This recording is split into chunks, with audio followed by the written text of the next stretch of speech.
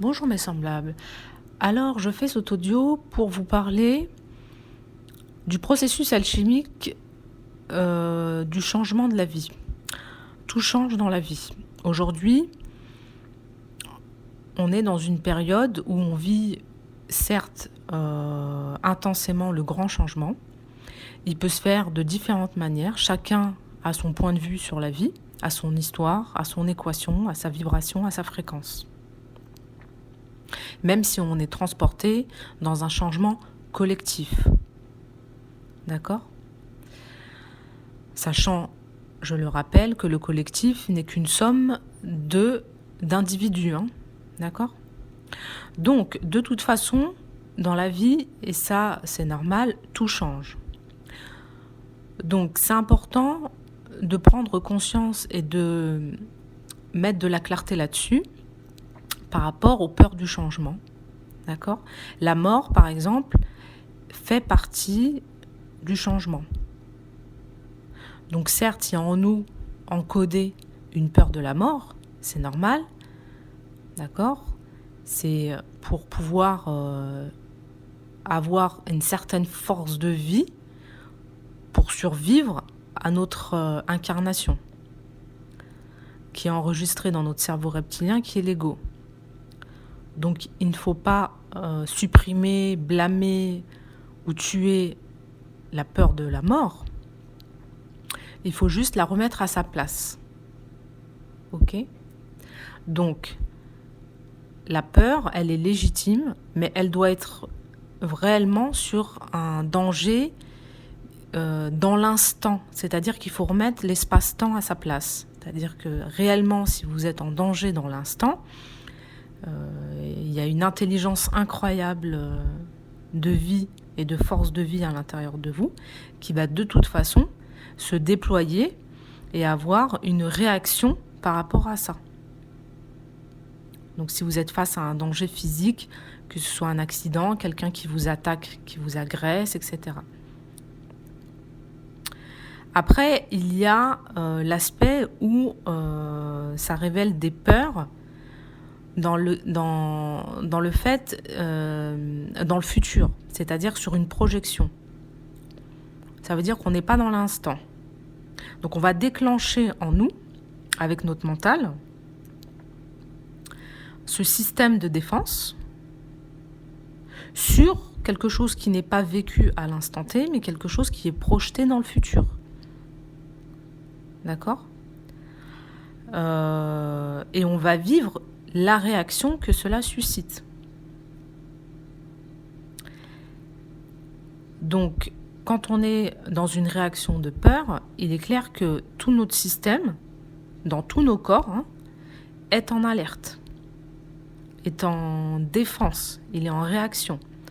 Donc on va avoir une accélération cardiaque du pouls, les pupilles qui se dilatent, on va avoir tendance à être complètement rigide au niveau musculaire.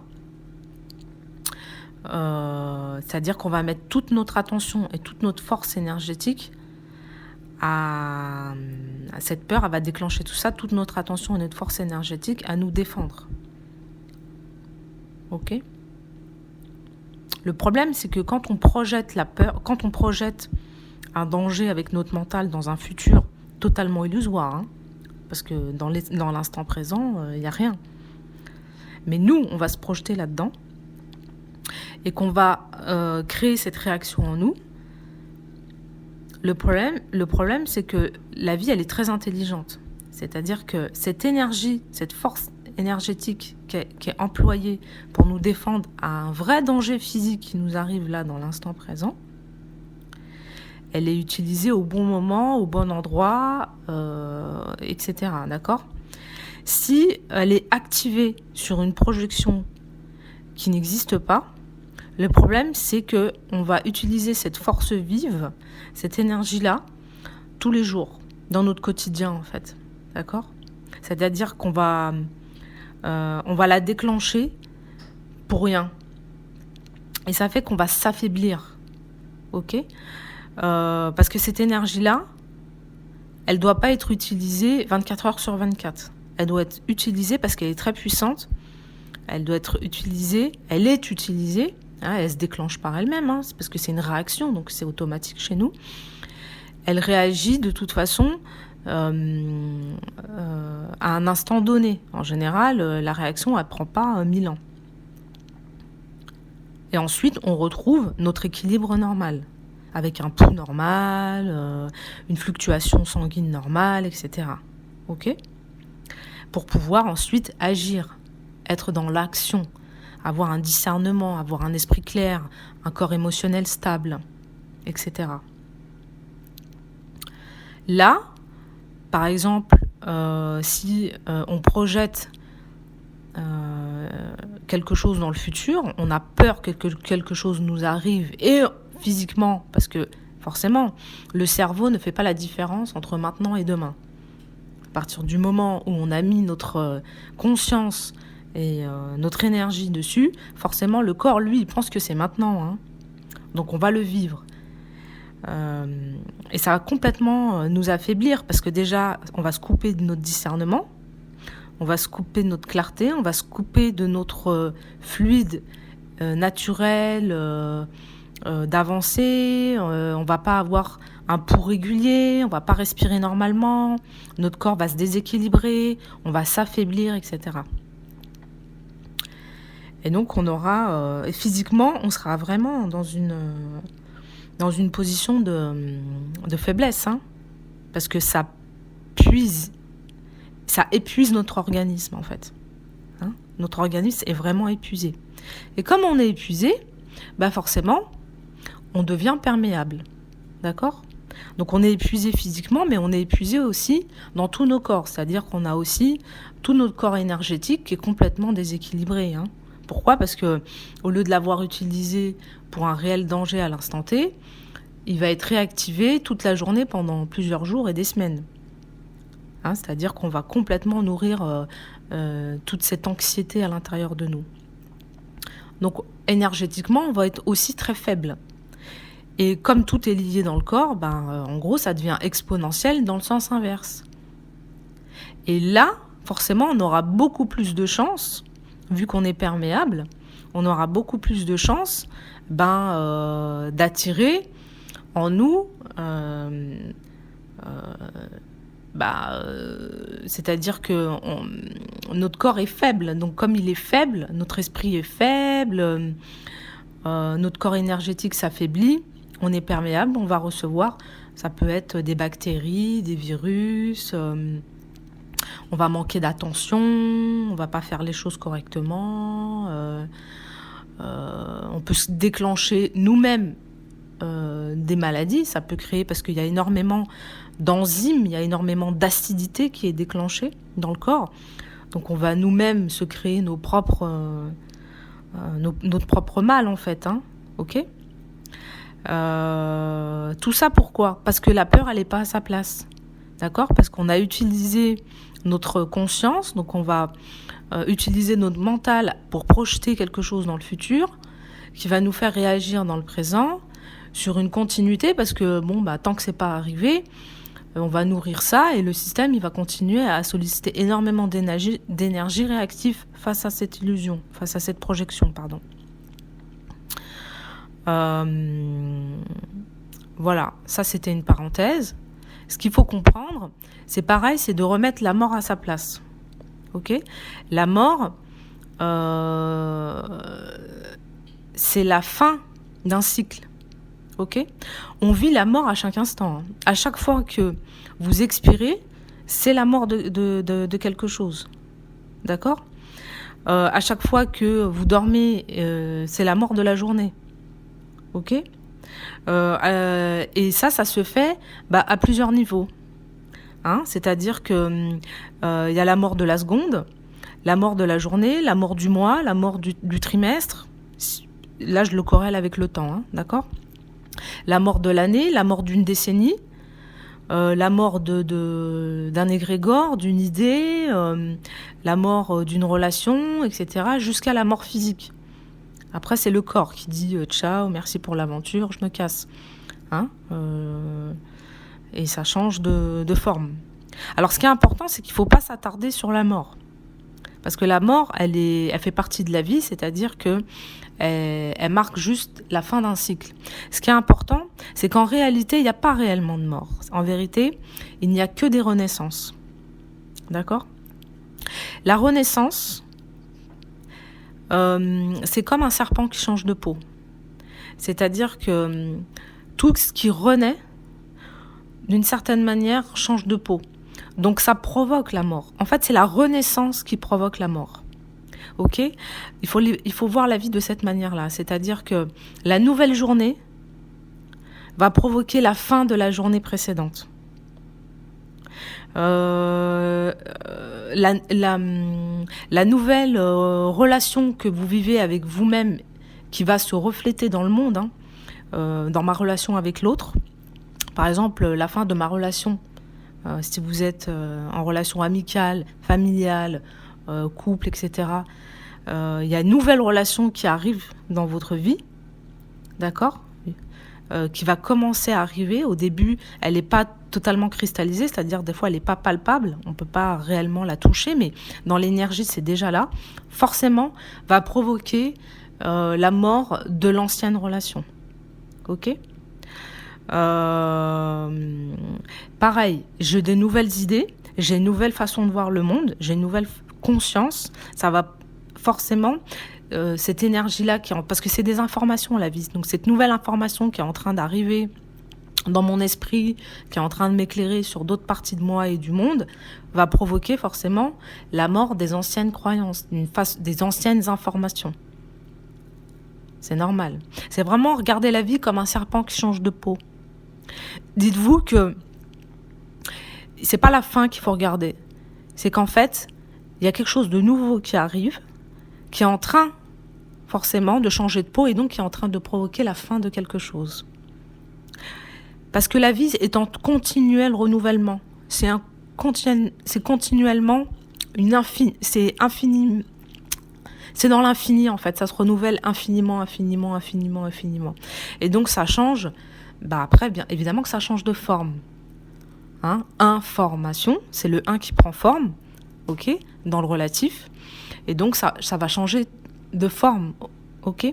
La conscience, si on voit le monde comme une conscience, tout est conscience. La conscience, elle change de jeu. De jeu J-E-U et de jeu J-E. C'est-à-dire qu'on ne va pas toujours jouer au même jeu. On ne va pas toujours jouer à faire toujours les mêmes choses. C'est pas possible. Ça a l'encontre même des lois naturelles et même de la vie elle-même. Parce que la vie, c'est mouvement, fluidité, changement, etc. Sinon, on pourrit, s'il y a quelque chose, parce que si vous êtes tout le temps statique, on va prendre un exemple très simple dans la vie. Est-ce que vous allez regarder une série en boucle pendant 10 ans ? Faites cette expérience-là.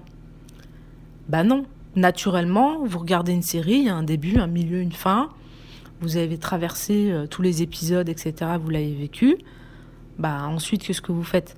Bon, si ça vous a vraiment plu, vous pouvez essayer de la regarder une autre fois ou une autre fois dans un an, etc. Mais en général, vous passez pas votre vie à regarder en boucle la même série tout le temps. C'est naturel chez vous. Naturellement, vous avez fait le tour, vous allez passer à autre chose. Et ça, c'est totalement intégré et c'est pas du tout mal vécu. D'accord ?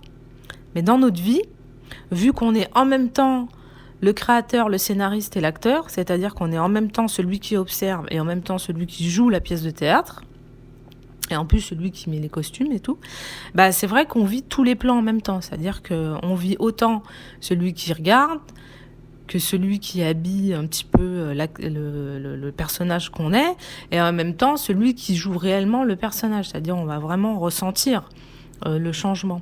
On va voir le changement, on va l'exprimer, on va le ressentir. On est les trois à la fois. Ce qui est important, c'est que souvent on est bloqué sur celui qui ressent. Enfin, celui qui a l'acteur, quoi. D'accord ? On a du mal à avoir une vision plus globale, plus large des choses. Pourtant, on a des expériences qui, justement, tout le temps, nous rappellent que la vie fonctionne de cette manière, qu'on fonctionne, qu'on est comme ça, que c'est normal, que c'est naturel, et que ça, au contraire, c'est un bienfait.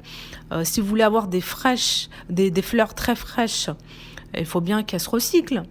Hein, il faut bien qu'elles se renouvellent, sinon c'est pas possible, d'accord. Ce qui fait l'infini de la vie, c'est parce que justement, elle se permet de se renouveler, ok. Et en plus, ça permet une évolution, d'accord. Comme je vous l'ai dit, la conscience, elle va pas jouer toujours au même jeu, donc elle va pas toujours explorer la même pièce. À un moment donné, je sais pas, on a peut-être envie de changer d'air, de changer de pièce, de changer d'atmosphère, comme on dit. Parce que sinon ça crée en nous une certaine tension, ça pue quoi, c'est pourri, c'est renfermé, c'est la cave quoi. Il n'y a personne qui a envie de vivre dans une cave, hein, ok. Donc notre nature, elle est fraîcheur, comme la rosée du matin, c'est toujours frais, d'accord. Donc il faut remettre la mort à sa place. Évidemment que ça ne veut pas dire qu'il faut nier ce qu'on ressent.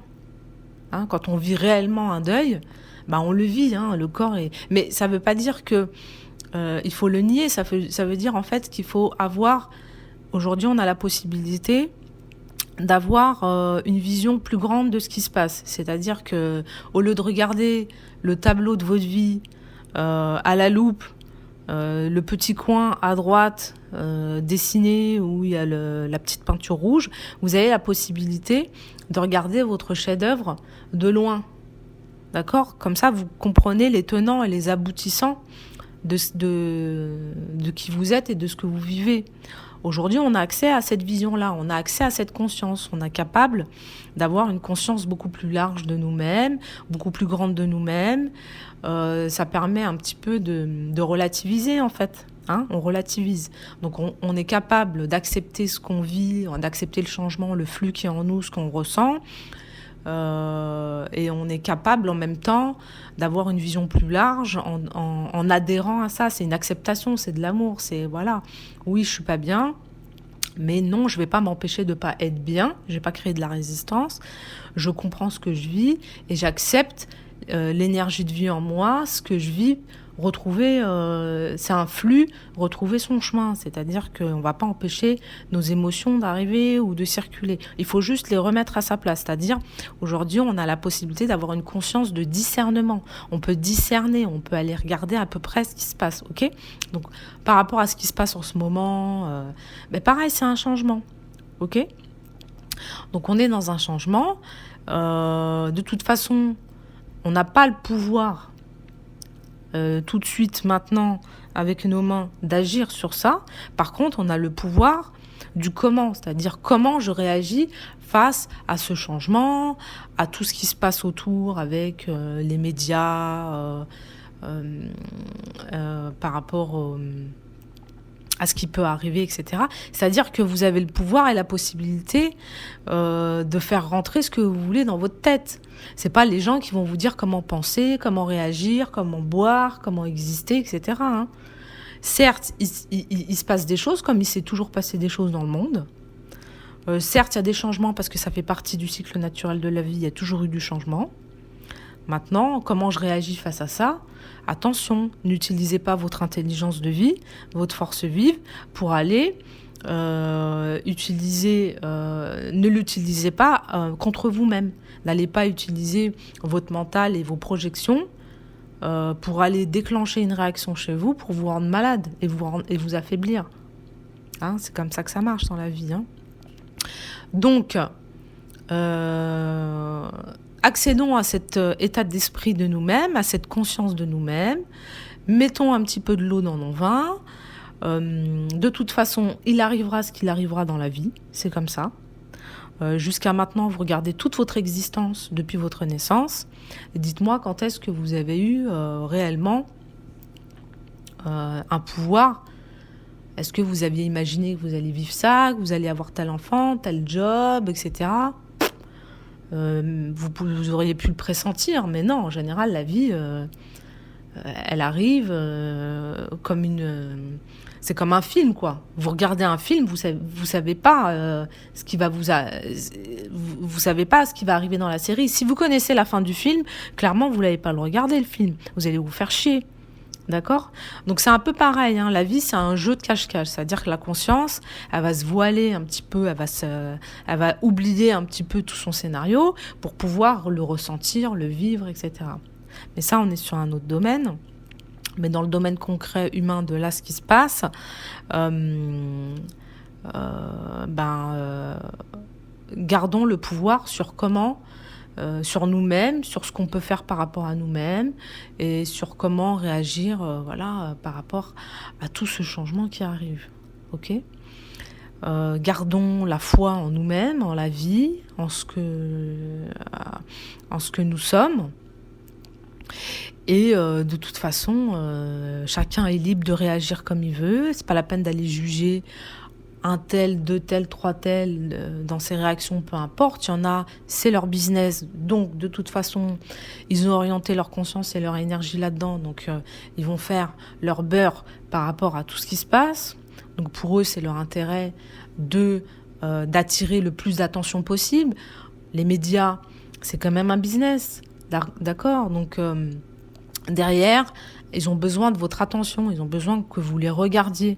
Hein, c'est de l'énergie qu'ils reçoivent, qui transforment derrière en argent, ok, à travers les réseaux sociaux, la télé, etc. Peu importe. Donc pour eux, forcément, quand ils vont parler de quelque chose, ils vont tout faire comme ils ont fait depuis toujours pour accrocher votre attention. Donc ils vont forcément utiliser des phrases chocs, les personnes derrière, leur façon de faire des articles, etc. C'est toujours pour capter capter l'attention du lecteur. Ça ne veut pas dire que leur information est totalement fausse. Ça veut dire qu'ils utilisent une forme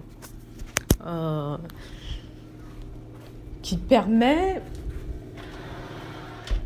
Pardon, excusez-moi. Ils utilisent une forme qui de toute façon, permet d'attirer l'attention. Donc, ils vont mettre des gros titres avec des mots-clés, etc. Bon voilà, maintenant l'humain il est plus neuneux quoi, hein. Il a accès à une certaine conscience, à une certaine connaissance. Beaucoup maintenant grâce aux réseaux sociaux, à Internet, etc. peuvent s'instruire par eux-mêmes. Aujourd'hui, on a notre discernement là qui est disponible, notre capacité de jugement personnel, hein. On n'est pas obligé d'aller boire toutes les eaux qu'on nous propose, hein. Faites votre propre jugement, entre guillemets, votre propre raisonnement. Hein, ça s'appelle le raisonnement. Aujourd'hui, vous avez accès à votre raisonnement. C'est plus les autres qui raisonnent pour vous, vous raisonnez vous-même. Donc faites votre propre raisonnement par rapport à ce que vous vivez dans l'instant, par rapport à vous-même. Ok. Y a des peurs, oui, c'est normal. Hein, on sait pas ce que c'est, on comprend pas ce qui nous arrive, on parle de virus et compagnie. Des informations, on en a partout, il y a à boire et à manger, évidemment que ça va déclencher chez nous des peurs parce qu'on sera dans une projection, on va dire ah ben mince, on nous met des chiffres partout, etc. Bon, ok, d'accord, mais à un moment donné, on respire et on se dit ok, bon bah là, moi je continue de me lever le matin, je me sens plutôt bien, je vais aux toilettes, je vais faire mes petites courses. Je m'occupe de ma vie tranquillement, etc. Et puis bon, voilà, il arrivera ce qu'il arrivera, les amis. C'est comme ça, hein, je veux dire. Est-ce que vous allez vous pourrir chaque jour, chaque seconde et chaque instant sur quelque chose dans lequel, franchement, est-ce que quelqu'un a une réponse? Non. Voilà, donc, comme on dit, choisis ton camp, camarade. Hein, la vie, elle se vit dans l'instant, dans le présent.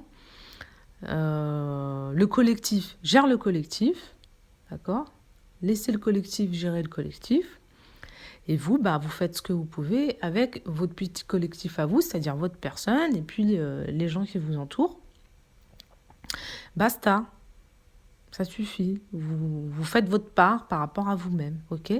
Donc, votre part, c'est de faire preuve de discernement, de vous apporter un bien-être au quotidien, à chaque instant, d'accepter l'émotion de peur, mais sans forcément aller la nourrir. C'est normal d'avoir des peurs. Il ne faut pas les nier. Il faut juste les remettre à sa place. Ça veut dire quoi? Ça veut dire que c'est pas la peine d'aller les nourrir, mettre de l'huile sur le feu, hein. D'accord? Ça sert à rien. Ne mettez pas votre énergie, votre force vive à aller projeter des choses. Non, non, non. Là, on reste dans la réalité d'ici et maintenant, de ce que vous êtes, de ce que vous vivez maintenant. Ok? Bon, voilà ce que j'avais envie de vous transmettre.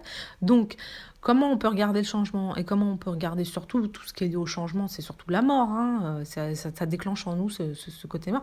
Ben, le remettre à sa place en disant que il faut pas regarder la vie comme la mort, mais il faut regarder la vie plutôt comme une renaissance.